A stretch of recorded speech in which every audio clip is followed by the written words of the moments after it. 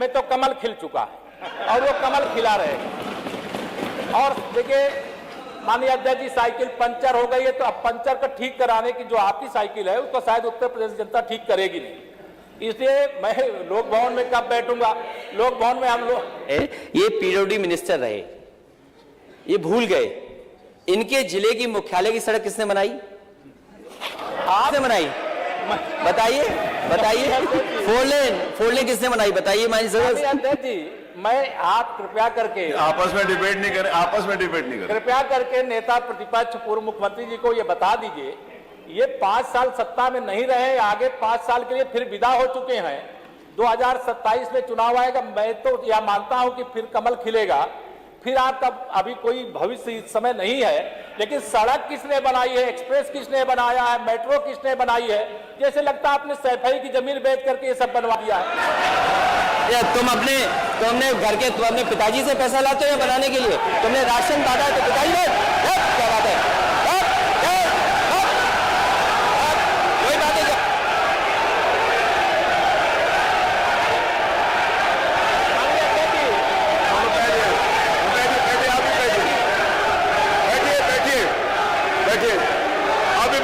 राजेश जी, आप भी बैठिए, सब लोग बैठे, आप भी बैठिए, आप भी बैठिए, सब लोग, नेम जी बैठिए, राजीव बैठो, आप भी बैठिए प्लीज, आप भी बैठे, आप बैठिए, आप बैठिए। जवाब हो गया, उन्होंने दे दिया, आप बैठिए, आप हो गया जवाब, वो नेता है ना माननीय खड़गे जी ने दे दिया, आप बैठिए, आगे बातचीत चल रही है, बैठिए।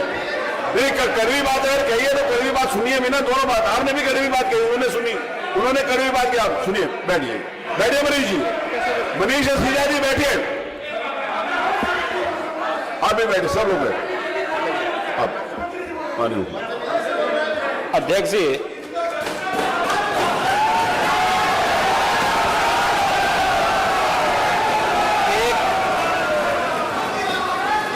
एक घंटे से अधिक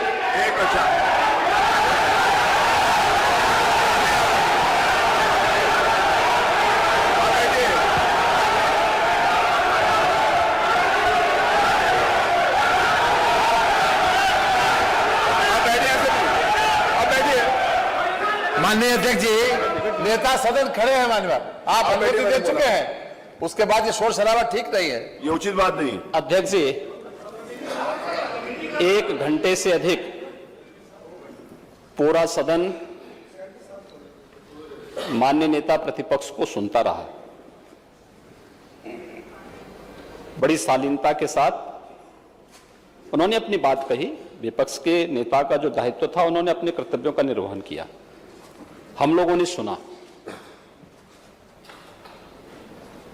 इस सदन में और सरकार के उप मुख्यमंत्री अपनी बात को रख रहे हैं, बीच में रनिंग कमेंट्री का मतलब क्या है? और दूसरा, एक सम्मानित नेता के खिलाफ असभ्य शब्दों का प्रयोग हो, तो शब्द का प्रयोग हो, तो ठीक नहीं है। और मैं बड़ी विनम्रता से कहूंगा नेता प्रतिपक्ष को कि आपको इतना उत्तेजित नहीं होना चाहिए।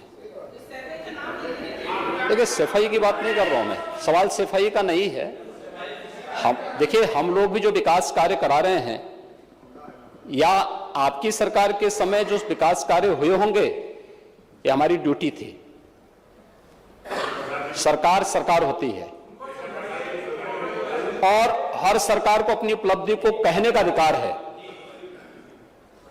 माननीय उप मुख्यमंत्री जी ने बिल्कुल सही कहा कि विकास, आपने कहा, आप विकास की जब चर्चा हुई तो उन्होंने जो बातें कही बिल्कुल ठीक ढंग से की थी। आपके यहां के दूसरे नेता या जब माननीय उप मुख्यमंत्री का यहां पर भाषण संपन्न होता, उसके बाद अपनी बात आप लोग कह सकते थे।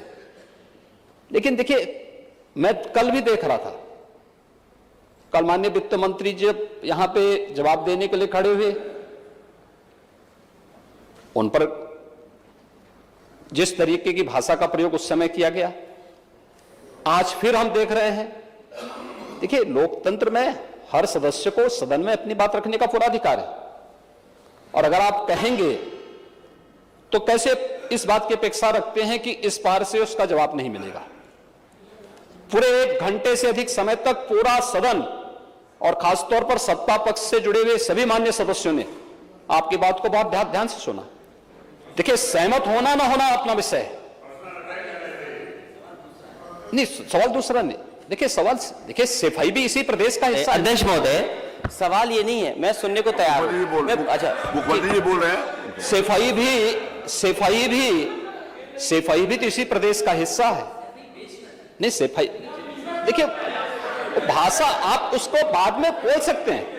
देखिए हमारी सहमति असहमति हो सकती है, देखिए हमारी असहमति असहमति हो सकती है किसी बात पर, हम बाद में इस बात को करेक्शन करा सकते हैं, लेकिन तो मैंने शब्द का प्रयोग नहीं किया जाना चाहिए और किसी भी असभ्य भाषा का प्रयोग नहीं होना चाहिए। और मैं माननीय अध्यक्ष जी से अनुरोध करूंगा कि अगर इस प्रकार की शब्दावली प्रोसीडिंग का हिस्सा बनी है तो कृपया उसको हटवा दें, क्योंकि यह गलत परंपरा होगी और मैसेज का देश के अंदर खराब जाएगा। हमें